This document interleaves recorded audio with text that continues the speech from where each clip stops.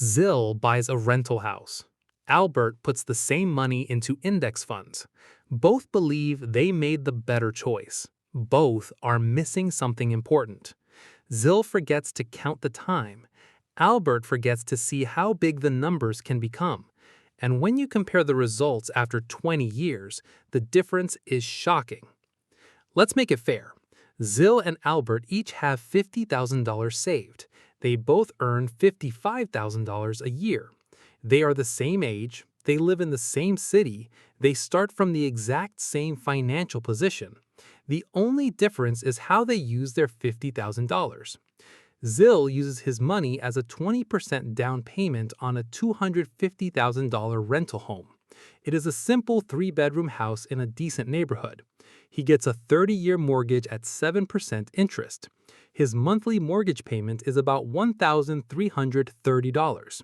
He finds a tenant who agrees to pay $1,800 per month. At first glance, that looks like $470 per month in profit. Zille feels like he made a brilliant move. Albert takes the same $50,000 and invests it in a total stock market index fund. He does not use debt. He does not deal with tenants. He does not own any physical property. He sets up an automatic investment of $300 every month. Then he leaves it alone. When people ask what he invests in, he says index funds. Most people are not impressed. On the first day, Zille owns a house. He has a tenant. He has an exciting story to tell. Albert has a brokerage account and an email confirmation. It does not feel exciting. But what feels exciting and what builds wealth are often very different things. For the first few years, Zille feels great. Rent money arrives every month. He drives by the property and thinks, that house is mine. He gets tax deductions. He built equity. The home slowly rises in value. Everything feels smart and real. Albert checks his account every few months.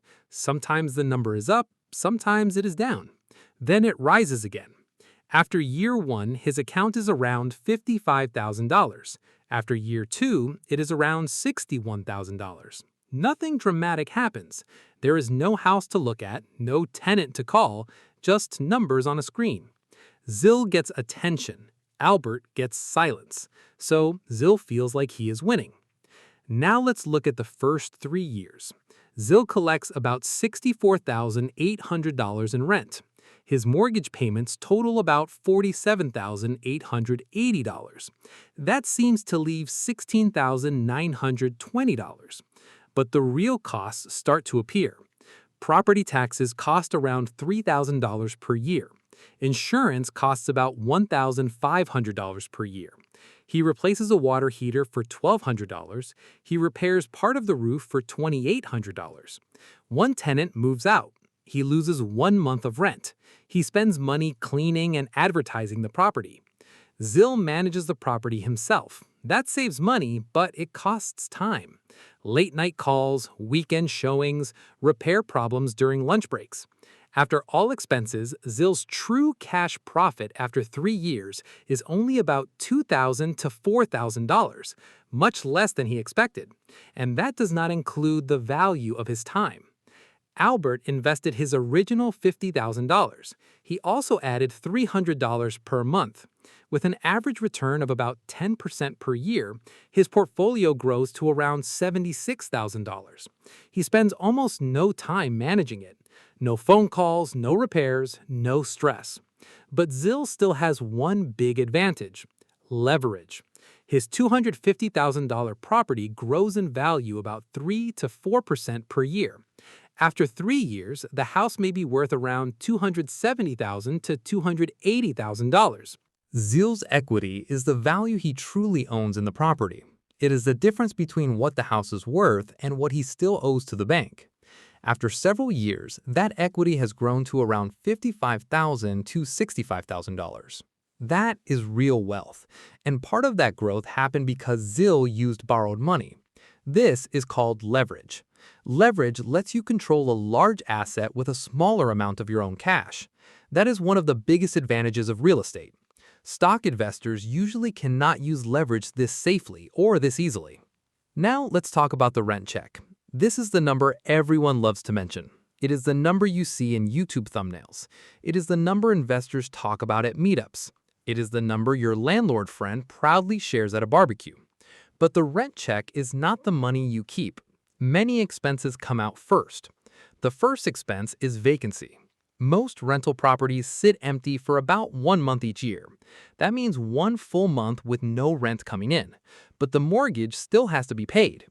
When a tenant moves out, more costs appear. You may need to clean the property. You may need to make small repairs. You may pay to advertise the property. And you spend your own time showing it to new tenants. Next comes maintenance. A common rule is to save 1% to 2% of the property value each year. For a $250,000 house, that is about $2,500 to $5,000 annually. Some years are cheap. Maybe you only fix a leaking faucet. Other years are expensive. Maybe the heating and cooling system breaks and costs $7,000. And if it happens in the middle of summer, you cannot delay it. Then there are capital expenses. These are the big items that eventually wear out. The roof, the furnace, the water heater. These costs are guaranteed. It is only a matter of time, and they often cost between $5,000 and $15,000. If you are not saving for these every month, you are depending on luck. Next is property management. If Zille hires a manager, he may pay 8% to 10% of the monthly rent. That could be $150 to $180 every month. If he manages the property himself, he saves money, but he gives up his time. Either way, there is a cost. Then comes the biggest risk: bad tenants. A tenant who stops paying rent can create serious problems. You may lose several months of income. You may also pay legal fees. One bad tenant can wipe out an entire year of profit. This is why rental income is not as simple as it looks. By year 5, Zille understands this reality. He has already had 3 different tenants. He replaced the roof for $8,500. He paid $1,400 for an emergency plumbing repair. He had 1 month with no tenant. The rent has increased to $1,950, but property taxes and insurance have increased too. After all real expenses, Zille's cash return is around 3% to 5%. That is still a solid result, but it is much lower than the numbers he used to talk about. Meanwhile, Albert has done almost nothing. He keeps investing $300 every month into index funds. By year 7, his portfolio has grown to about $135,000 to $150,000. He did not pick individual stocks. He did not try to predict the market. He simply stayed consistent. Now compounding is becoming powerful. His money is earning returns, and those returns are earning their own returns. Each year, the growth becomes faster. Zille's wealth is growing too, but it grows more slowly after expenses, and it requires constant attention. Albert's wealth grows quietly in the background. At first, the progress seems slow. Then the curve begins to rise. That is how compounding works. It feels boring in the early years. Then it becomes impressive. By year 10, Zille's property is worth about $335,000 to $350,000. His mortgage balance has dropped to around $166,000. That means his equity is now approximately $170,000 to $184,000. Over those 10 years, he also spends another $20,000 to $35,000 out of pocket for real expenses. Albert, investing the same $300 per month and earning around 10% per year, now has roughly $165,000 to $180,000. 2 different paths, 2 different experiences, and after 10 years, both investors have built substantial wealth. He started with $50,000 of his own money and added $300 every month. Over time, he contributed another $36,000. That means he put in a total of $86,000. Everything above that amount came from compound growth. His money kept growing on its own. And he did not spend a single weekend fixing toilets, chasing tenants, or handling repairs. After 10 years, both investors are much closer than most people expect. Zille may be a little ahead because he used borrowed money to buy a bigger asset. But there is an important difference. Zille spent hundreds of hours managing his property. He took on a large mortgage, and all of his money was tied to one property in one neighborhood. Albert took a different path. He spread his money across thousands of businesses. He stayed diversified, and he never lost sleep over a leaking roof or a broken water pipe. This is where their journeys begin to look very different. After 20 years, Zille's property may be worth around $450,000 to $500,000. By then, his mortgage is almost gone or fully paid off. That means most of the property's value now belongs to him. His equity could be between $400,000 and $500,000. He also collected rent for 20 years. But during that time, he paid for repairs, maintenance, taxes, insurance, vacancies, and at least one major renovation.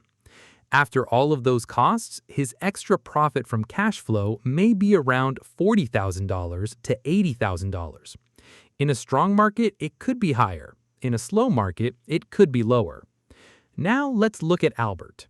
He invested his original $50,000. He also added $300 every month. If his investments earned an average return of 10% per year, his portfolio could grow to about $420,000 to $460,000. Over 20 years, he contributed a total of $122,000. More than $300,000 of his wealth came from compound growth alone. No debt, no tenants, no midnight emergency calls. When you compare their net worth, both of them end up in a similar range. Each could have around $400,000 to $500,000. But the path they took was completely different. Zille worked actively for his wealth. Albert let time do most of the work. Zille dealt with stress, concentration risk, and limited access to his money. Albert faced market ups and downs, but he had liquidity and freedom. Now, here is where the numbers change even more. If Albert increased his monthly investment by just $200, bringing it to $500 per month, his portfolio after 20 years could grow to around $550,000 to $600,000. That is the power of compounding.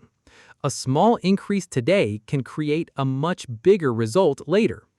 In the stock market, adding more money is easy. You simply invest more each month. In real estate, investing more often means buying another property. That usually means another mortgage, more risk, and more work. To be fair, stocks are not perfect. They have real risks too.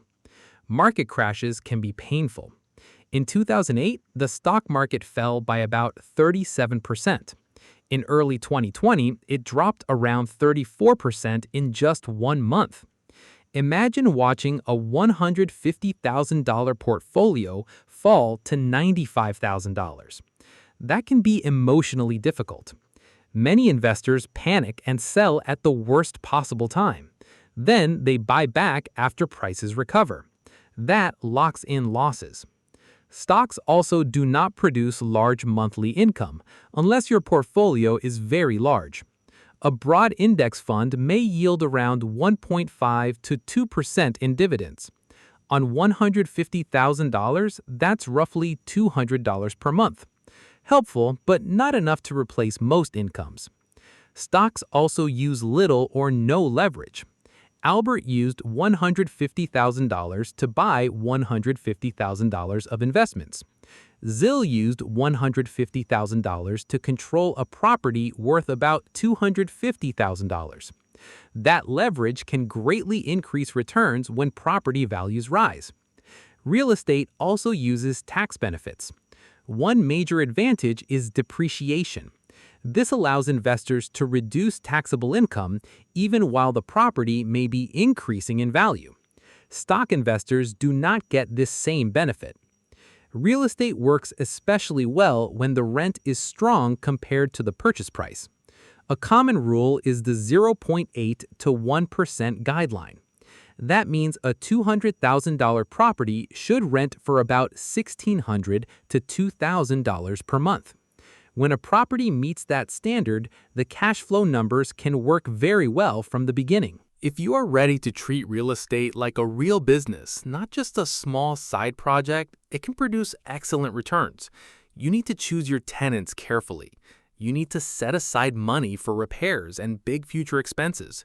You need to create systems that make everything easier to manage. When you do that well, real estate can sometimes earn more than stocks, especially when you use borrowed money wisely. There are also strategies like house hacking. This means you live in one part of the property and rent out the other parts. The rent from your tenants can cover most or even all of your housing costs. At the same time, you build ownership in the property. That is something stock investments cannot offer. Real estate also has tax advantages. One example is a 1031 exchange. This strategy allows you to sell one property and move the profit into another property without paying capital gains tax right away. That means your money keeps growing without being reduced by taxes each time you upgrade. Stock investors usually cannot do this unless their money is inside retirement accounts. Real estate is not a bad investment. It is simply an investment that many people do not fully understand. Zille and Albert both believed they were making the smarter choice. Zille believed real estate was the best way to become wealthy. Albert believed index funds would quietly build wealth for him. But neither of them took the time to calculate the full cost, not just the money, also the time, the stress, the risk, and the work involved. Over 10 or 20 years, the biggest mistake is not choosing real estate, and it is not choosing stocks. The biggest mistake is making your decision based on a YouTube video, a podcast, or advice from a relative without running the numbers for your own life. Your situation is unique. Your income is unique. Your goals are unique, so your answer will also be unique. And what if you decide to do both? What if you invest in real estate and in the stock market at the same time? That creates a completely different result, and the numbers may surprise you. For now, when someone says real estate always wins or stocks always win, ask them one simple question. Did you count everything? Because the only answer that matters is the one that includes the full picture.